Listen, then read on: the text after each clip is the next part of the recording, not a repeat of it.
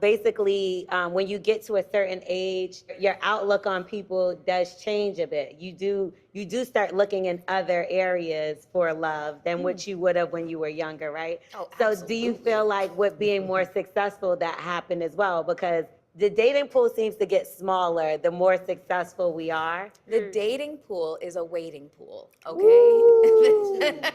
I don't have the answer. I don't, other than to blame everything on social media. And then the gender wars on blogs every single day is just contributing to the divisiveness between us. You know, it's when you go into the comments, it's such a sad state of affairs. I just leave. I'm just like, okay, I'm done. I need a But then at what point, though, to that issue, Melissa, can we engage, right? Because I do think, at least from my experience, anytime I pose a question or a proposition or a theory, it's positioned as a gender war. I know I don't believe in war. I believe in peace. But what I also believe is peace is not the same as silence. So you can't give me a scenario that I find unacceptable and expect me to just comply with it and call it peace. That's not peace. No. That's manipulation. That's something that I can't do. But I think we've got to talk about it, because the reality is, I think Melissa and I specifically represent a generational gap too, right? Where we come from a generation, being women in our 40s, where gender roles were more concrete. Where men had certain expectations, and let's be clear, women had certain expectations. And if we really want to name the thing that's so controversial, Melissa and I represent the first generation of women who generally and by and large represent economic power. This is the first time in history in which women have found themselves in equal footing with men when it comes to finances and professionally speaking. This is there's nothing to compare it to. There's nothing. Because it didn't exist. It didn't exist. And so everybody still has that notion that everybody's vision of a perfect life is the white picket fence, getting married with the kids. And I was like, no, that was all that was available. I'm sure that there was women in the 20s that were like, I don't want these kids and I don't want him. You know what I'm saying? Hey, welcome back to the channel. Welcome back to the channel. And I actually like doing some of Madame Noir's videos, because I think having the four women, talking, just opens up a lot of great conversation. So if you're brand new to the channel, you see the cross on the screen. It doesn't mean I always talk about God and spiritual things, but I do talk and refer to those things a lot. Another thing you see on the screen is that I'm all about marriage. So if you're a woman or a man, I welcome you back, and recognize that a lot of the things that I talk about will lead down a path to marriage. Now, I know some of my titles of some of my videos can be a little bit out there, but again, hey, this is social media, and that is how people work. So let's get to it. One of the things that you can see very quickly is what they're trying to do is, I think they're trying to understand, like I say, the current dynamic. And I think actually, as they're doing this, I actually don't have a problem with everything that's being said right now. I think right now they're trying to, like I say, wrap their minds around this whole thing. Like they talked about a gender war and different things like that. And even talked about the new reality where a lot of women in their 40s and 50s are actually, coming into financial power.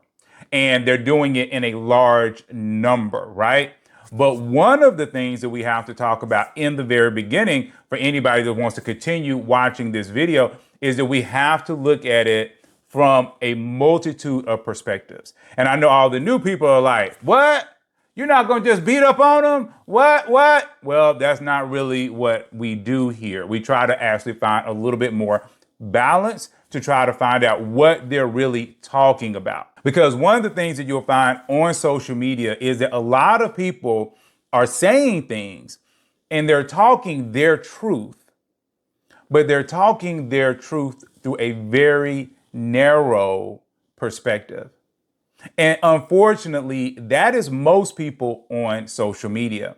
And generally speaking, the more narrow and focused and hardcore that stance is, the more likes they get. See, we as people, we really don't like a balanced approach. We don't like that, because it diffuses our anger, and then it makes it where we're forced to actually have to deal with it.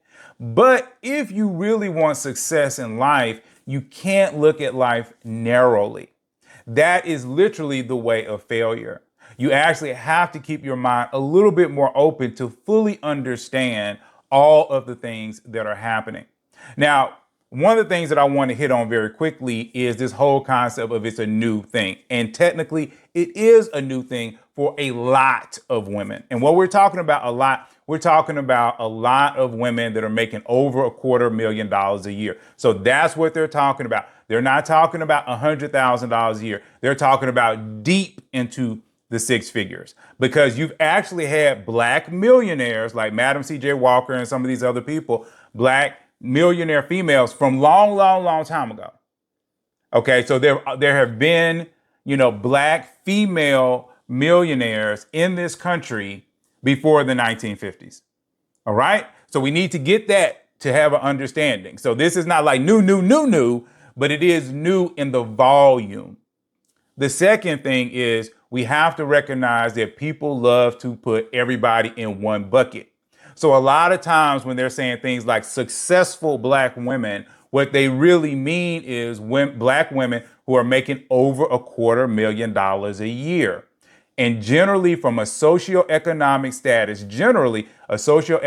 status of middle class or above. Why does this matter? Well, it matters because we don't really see Nicki Minaj having the same argument. We don't really see some of the other women that are making that kind of money having the same argument. Okay, why? Because some of them come from a socioeconomic class where, look, just be real, they're just hood. Okay, they might be millionaires, but they're hood. So they're still doing the hood ways. And then there's a lot of millionaire black men that are hood. So they just kind of get with them and then they're good, because their socioeconomic class means they actually came from a place where now, even though they're in these millions, they're not really getting married anyway. They was never really getting married. They were just, if they were in the hood, they weren't going to get married. They're not upset about the situation. But middle class black people were raised a lot of times with both parents. And so they're used to and even desire to be with with two people again. All right. So these women are saying, okay, I am used to, my mom having a man around, and I want a man around too. But now that I make $250,000 a year or more, I can't find that many men. Right. And this is due to a lot of things. And what I've said before on this channel is white women had the same problem. So do Latina women. So do Asian women, Indian women, and everybody else out there. This is not a black woman's problem. This is a rich woman's problem. And the main reason why this happens, for the people that are new and they have never heard me say it, is because in general, and I think most of the women that are watching me can kind of agree, it might not necessarily be you, but it might be a lot of the women that you know. A lot of women do not like to date men that make significantly lower amounts of money than they do. All right? And a lot of the women, I think if you're honest with yourself, you can agree. However, men don't work the same way. As men, our pool is much larger. Why? Because as men, we are not concerned as much about how much money the woman actually makes, especially if we make over $250,000 a year. So for example, if me and Ebony K. Williams made the same amount of money, if she made $1 million a year, because I think she's well over $250,000, but if she made $1 million a year and I made $1 million a year, even though from an age perspective, okay, we could date. And even though I do consider her to be physically attractive, she would be technically in my dating pool and I would be technically in her dating pool because we both make $1 million. Now, what she would want is most men to make roughly $850,000, maybe, and more. She might even settle for a guy that owns his own business and makes about $350,000 to $400,000 a year, something where she feels like he has a lot of financial power. But for me, I really would not be concerned as long as the woman actually walked in the dignity of the socioeconomic class that I live in. So she cannot be sitting around teaching my children how to twerk. So if she thinks that a 3-year-old twerking is funny, then more than likely I would not date her. But I don't care if she works in a call center. I don't care if she works, honestly, at McDonald's. It really doesn't matter where she works. It's more about, or how much money she makes, I should say, but it's more about her character. That's really the only thing that I'm concerned about. And because if I'm making $1 million a year, which I'm not right now, but if I was making $1 million a year, so I would have most of the dating pool, while Ebony K. Williams would have less than 3% of the dating pool. Because I think most people in America, I think it's like 97% are under $1 million a year. I might be a little bit wrong on those numbers, but it should be somewhere close to that. So she is basically going after 3% of the male population. And those men she has to get along with, she has to be attracted to, she actually has to have commonality with, blah, blah, blah. But for me, I have literally 97% of the single female population. And see, this is why a lot of these things are happening. It really has less to do with about the quality of men or how many men or if there are good black men. Instead, what it really has to do with is that she has a very narrow group of men that she's, considering. And then those men don't have the same. So say these men run into two Ebony K. Williams and they're twins, right? They look exactly the same. They, one is the Ebony that we know, but then we have this other one that's ghetto, like Ebony, spelled in a fun way. And so Ebony, is over here and she is, not making all this money, but maybe she's nicer, sweeter. Maybe, she is a little bit better of a cook or whatever it is that this particular guy wants. Like I said, I don't know. Maybe she works on cars and she's, great at changing the oil. I mean, who cares? But the point is that Ebony is a lot more fun for this man, from this man's perspective. So at that point, Ebony has actually lost that battle. Even though she has all this money that she brings to the table, a man that's a millionaire doesn't care. But a woman that's a millionaire does.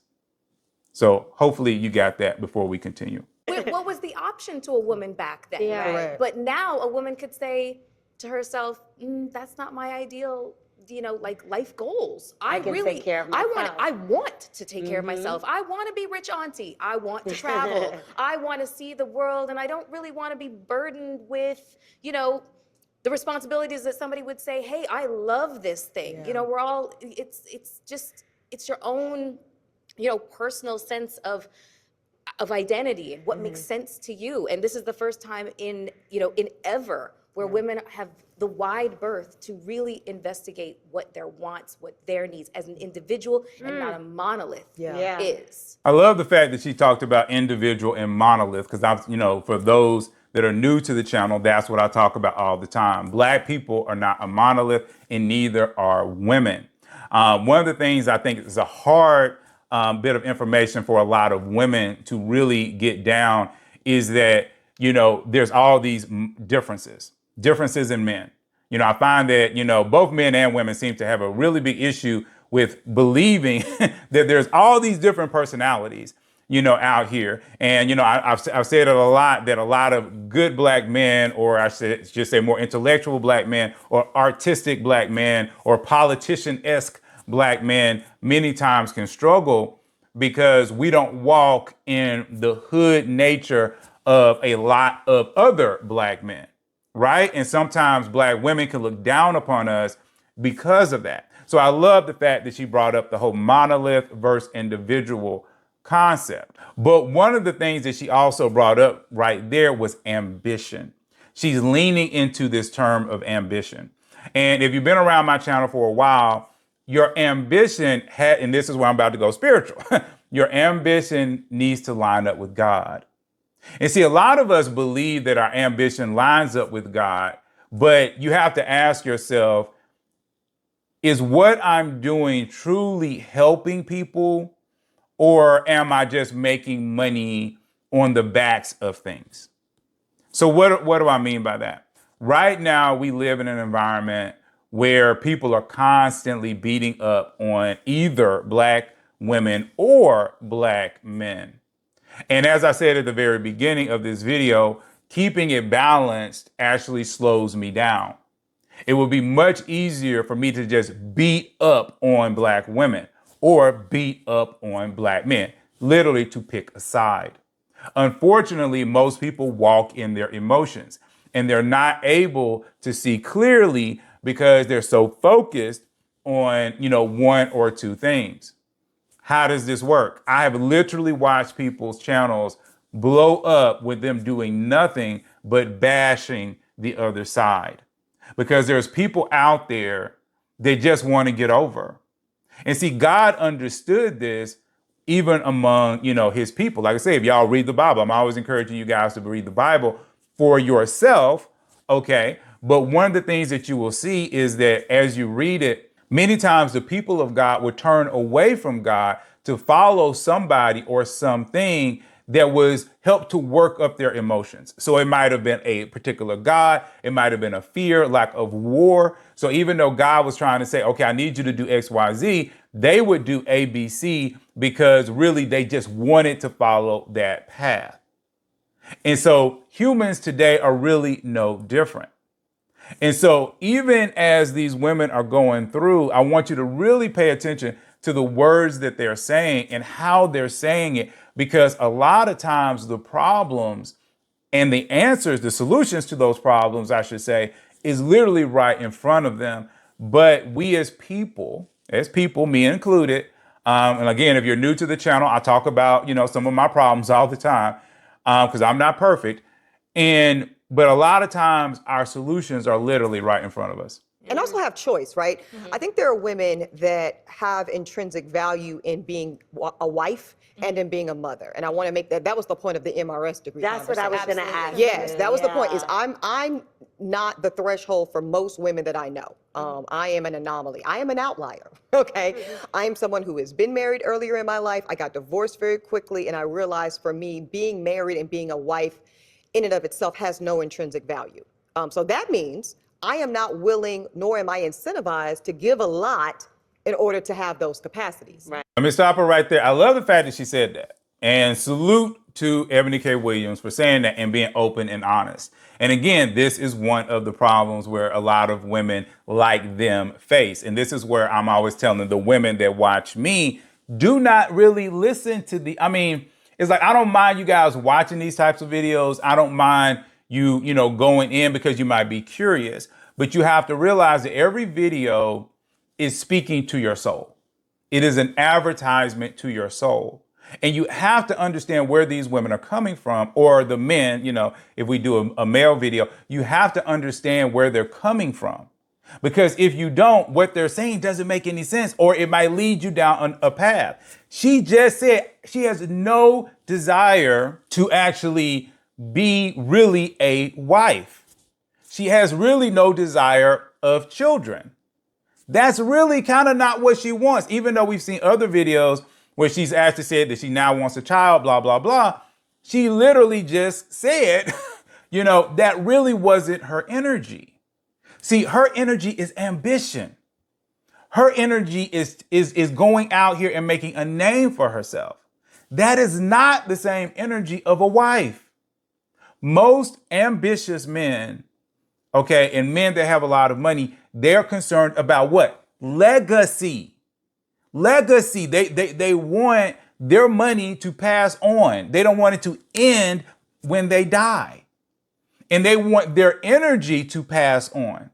And many women want the same things, not saying that they don't, but you have to listen to what people are really saying and really understand. And like I've told you guys before, a lot of people out here on social media, they won't tell you everything. They just tell you enough to get you stirred up, but they don't tell you all the pieces. And so for women, and I'm constantly telling the women that follow me, be very careful when you listen to some of these things and when people are talking about successful Black women, because many times, in fact, I would probably say 99% of the time, they're not talking about you. Even though you might make $100,000 a year, even though you might make $120,000 a year, they're not talking about you. They're talking about that high level black woman, okay, or white woman or Asian woman. Okay, who cares, what type of woman? We're just talking about women in general. Women that watch me, if you're making $100,000 a year, you can get married. You don't have to worry about it. You can get married. And if you really watch my videos, there are so many lessons in those videos that talk about all the ways that you can do it. And like I said before, if you have a question that you literally are willing to get online with me to talk about, then just hit me up on Instagram. My Instagram is right there, so come out, follow me on Instagram, and, we can talk about it. But I think that's not common. I think most women, especially black women, do desire nuclear family. I think they do Agreed. desire it. Now, here's where it gets complicated, to your point, Melissa. What they're not so desirous of it that they are willing to do it under any and all circumstances, as the generation previous to them had to do. So now what you've got is a generation of black women that say, listen, I would love to not be the breadwinner. I would love to take my money that I make as a nurse, my money that I make as a school principal, my money that I might even make as an attorney, and put it in the kitty, put it towards something. Instead, though, what they're being forced to do, y'all, many of them, because we all know these women, they're being forced to put the family on their back. They're being forced to pay all the bills, do most of the child care, and turn a blind eye to you out here in these streets. Yeah. Let me pause it and let's bring clarity, because again, we need to make sure that we're saying, apples and oranges, and that we can see the other side. Again, what men are they talking about? I always tell you all, it's who you pick. It's who you pick. Okay, I exist in Atlanta, literally exist in Atlanta.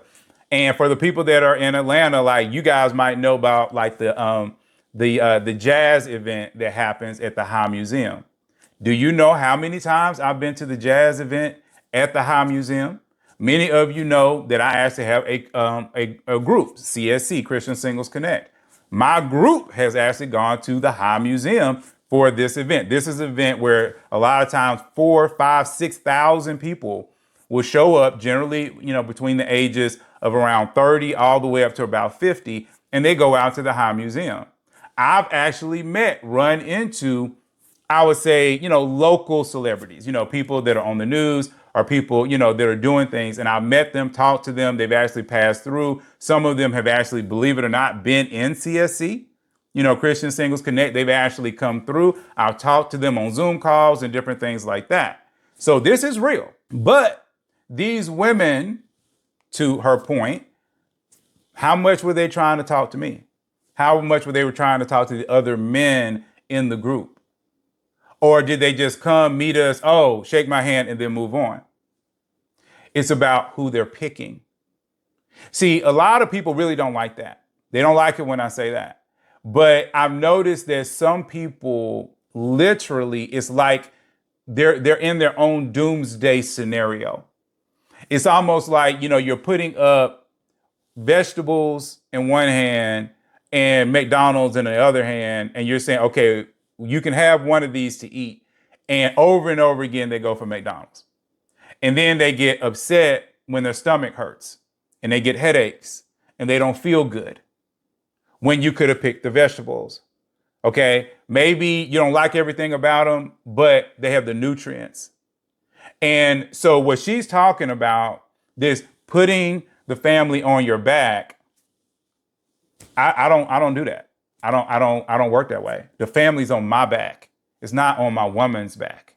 It's on my back because I was built to do that. But that comes, with some things, because now I'm walking in leadership, and then you, even if you are Ebony K. Williams, even if you are making $1 million, you actually have to fall in line with my vision for the family. And a lot of women don't like that, especially when they're making that kind of money. So now they're trying to find men that line up for their financial situation and then want to go 50-50. And most alpha men are not going to go 50-50 with a woman. They're just not going to do it because it doesn't work in our energy. Our energy doesn't work like that. Alpha literally means leader. So when a man is walking in his true masculinity, when he's walking in his true leadership, okay, he's not looking for a woman to lead him. Okay, he is basically saying, I am leading. So when a lot of these women are basically going out here and they're finding these men, a lot of times is because they really like to lead and they really don't want to follow. And then when they run into a man like me, and like I've told you guys before that watch my channel, I have dated at least 3 millionaires, 3 of them, okay, here in Atlanta. And one of them just told me straight up, she was just kind of like 50-50. She kept saying that over and over again, 50-50. And I was like, ain't no 50-50. 50-50 don't exist over here. And that was enough, for, after 2 dates, she was pretty much done with me. And I was okay with it, because I don't need your money, or whatever. And that's just what it is. And so I think, again, you have to put all these things into perspective, when, you're talking about this. So it's easy for a lot of women to say this, but again, one of the things that I've noticed, and I've been talking about this more and more, and I'm going to be doing some more videos on Black culture, because I think that's what the real problem is. We have this Black culture that encourages women to date the wrong man. And I'm seeing that more and more. And I really think that's the problem, is that literally really great Black women are being blindsided because their fantasy, which has been built off media, is encouraging them to date really bad people. And then they end up with very bad situations like Ebony K. Williams is talking about. And in their mind, because in their perspective, guys like me are the ones to avoid. So they say, oh, there's no good men. Because what they really want is they want that Pookie and Ray Ray type of energy guy to one day become a good guy. And those energies don't work with each other. And this is one of the things that I'm constantly telling people in CSC and the people that follow me over and over again. You have to know what you want and you have to know how energies work. All right. And you're only going to get about 65 to 70% of what you're looking for. So a lot of energies don't work well with each other. Like, I'll give you a quick example. I know this video is getting long, but I really want to get a lot of this out. I think it's important. But one of the things that doesn't work is you'll have women to say, I want a guy that's very chill, but I want a guy that makes money. Those two things don't go together. They don't go together. A guy that's chill is not ambitious. He's basically sitting around watching TV and playing on social media and playing video games. Ambitious guys are generally busy. They're working, and that's how they make money. You see how this works? They don't go together. And a lot of times what a lot of women are doing is they don't recognize that literally the type of man that they want, that their energy is going for, is really in opposition to the lifestyle that they want. For the ladies that are watching me, you need to take the time and figure out exactly the type of guy that you're looking for and find out whether or not, if the energy that you want from him actually can exist in the same mind. Like, again, intellectual guys, I'm intellectual. I say that all the time. Because I'm intellectual, there are things that I'm just not going to put up with. I don't put up with silliness. Yeah, I might watch a movie or something on social media that, it makes me laugh for a minute, but I don't stay in that. That's not what I stay in. And there are people that just want to laugh all day. And if a person wants to laugh all day, they're not going to get along with me. So you can't say, I want a smart guy, i.e. intellectual, but then I want to laugh all the time. They don't exist in the same head. And I think a lot of people don't understand these polarities. They believe that a person can do all these things, but it's like I said, laziness and ambition are opposites. So a guy who's chill is opposite than the guy who's ambitious. But the guy who's ambitious is not going to have a lot of time for you. You're going to have a lot more money. You'll have a bigger house. You're not going to have to worry about your bills, but he's going to be gone half the time. You see the difference? A guy who's at home, who's available, is different. Again, it's one of the things that I laugh about even with myself because, I tell people all the time, like I run into women that are busy. I run into it all the time, especially because women, once they, I'll be honest, past 22, they're trying to find stuff to do. Many women don't like to sit around bored in the house. Well, for me, I like women that's bored in the house. I like women that's got plenty of time. Why? Because I'm busy.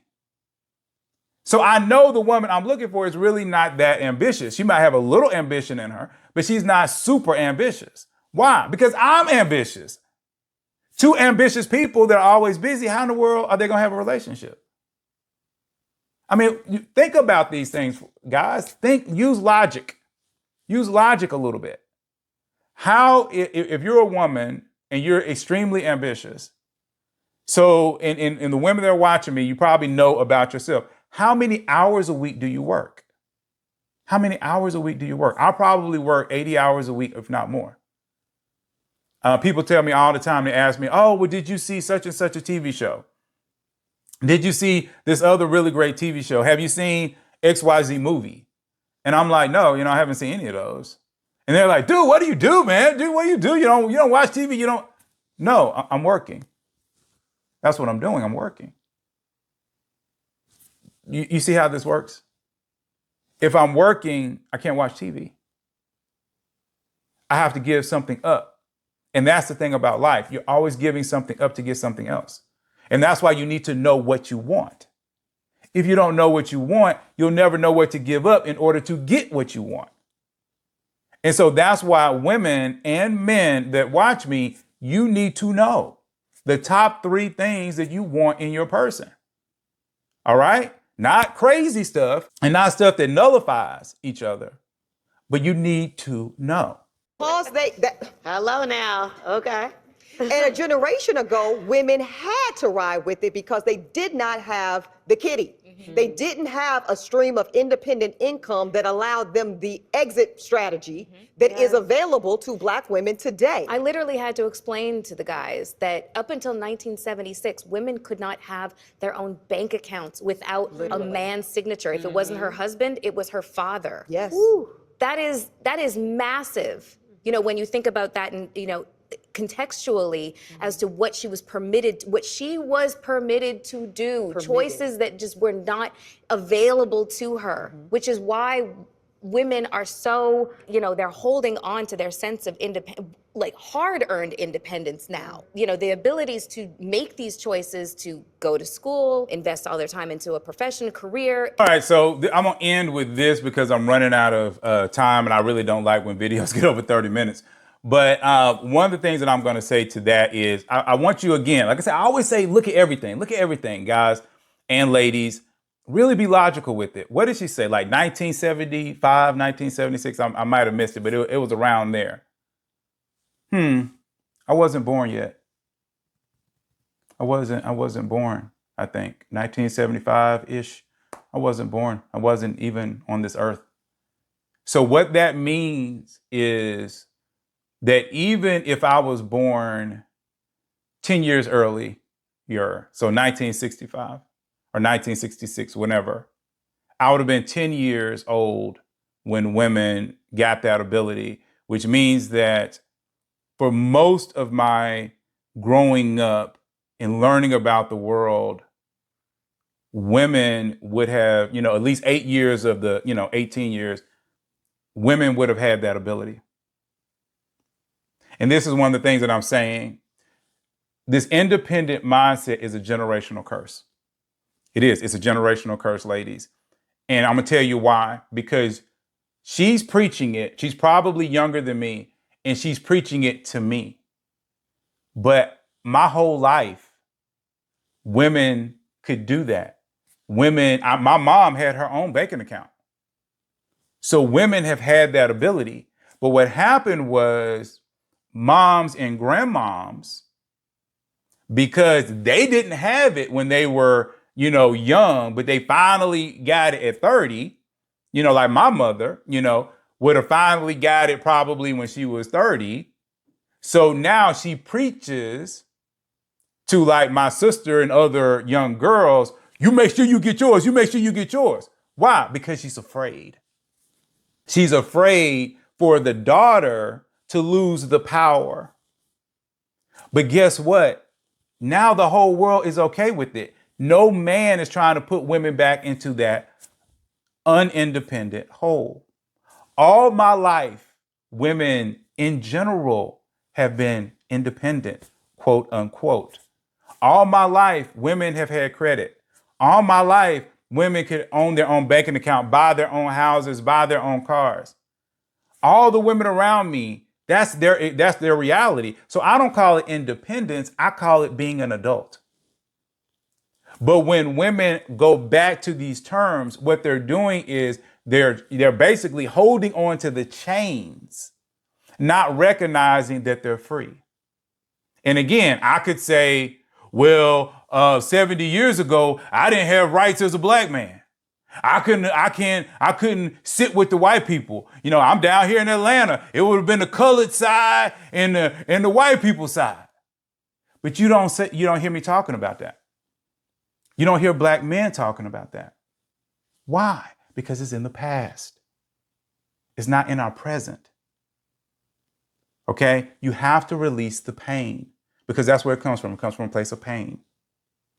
All right? And fear. And so this whole independent mindset is fear. There's no reason for women, modern women, women that are under 55 years old, to walk around saying, I'm an independent. You don't need to say it because to most men that are walking around talking to you, you're just grown. You're just an adult. You're adulting. All right. So yeah, I mean, there was a lot more to this video, but like I said, guys, I don't like to keep these too long. Anyway, please like, please subscribe if this really helped you. Take 2 seconds, hit that share button, send it to 3 people that it can bless, and I will see you all in the very next video.